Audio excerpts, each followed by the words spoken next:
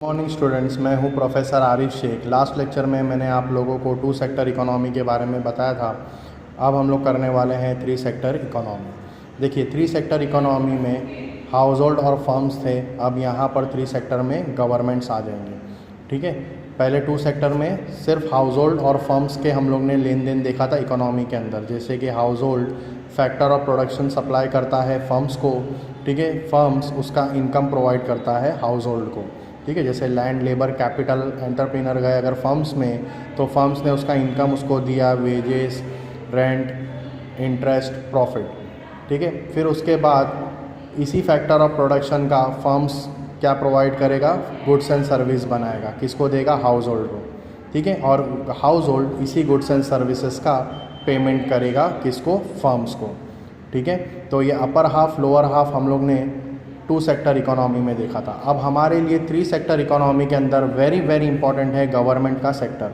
ठीक है, अब यहाँ पर गवर्नमेंट आ रहा है, जो गवर्नमेंट हाउस होल्ड्स के लिए भी काम करता है और फर्म्स के लिए भी काम करता है। ज़रा ध्यान से सुनना, गवर्नमेंट्स हाउस होल्ड्स के लिए भी काम करता है और फर्म्स के लिए भी काम करता है।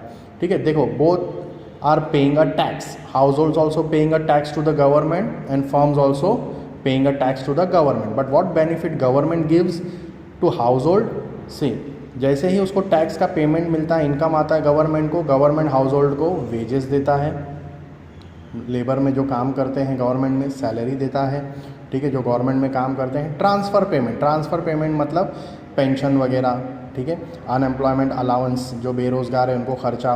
तो ये सारी चीज़ें गवर्नमेंट को जो टैक्स मिलता है, टैक्स के पैसों से।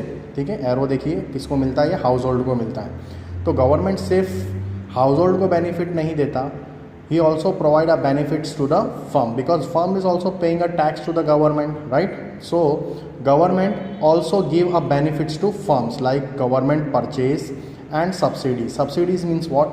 कि जैसे फॉर एग्जांपल अगर फर्म्स ने कोई लोन लिया है तो उसको कम रेट ऑफ इंटरेस्ट पे गवर्नमेंट क्या देता है? लोन वगैरह प्रोवाइड करता है। ठीक है, so that's a subsidies, discount करके देना।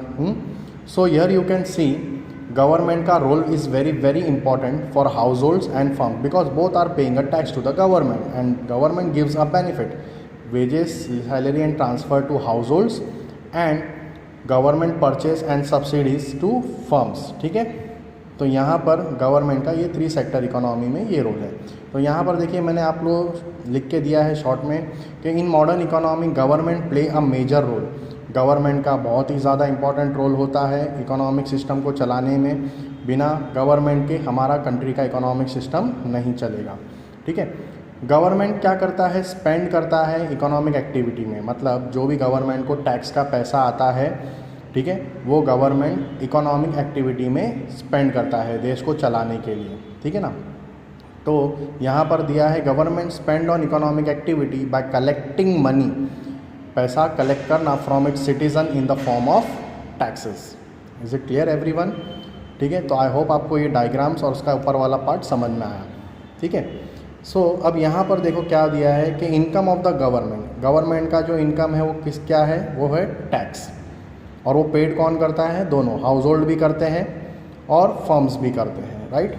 और वही चीज़ स्पेंड गवर्नमेंट करता है ट्रांसफ़र पेमेंट के तौर पर, सैलरी के तौर पर, purchase of goods and services.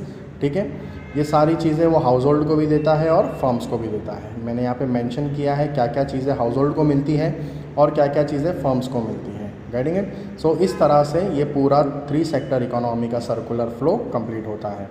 So I hope students ये आपको 3 सेक्टर शॉर्ट में, ईजी में अच्छे से समझ में आया होगा। तो यहाँ पर आपको सिर्फ गवर्नमेंट का सेक्टर याद रखना है। So have you understood? फिर हम लोग मिलेंगे नेक्स्ट लेक्चर में विथ 4 सेक्टर्स इकोनॉमी।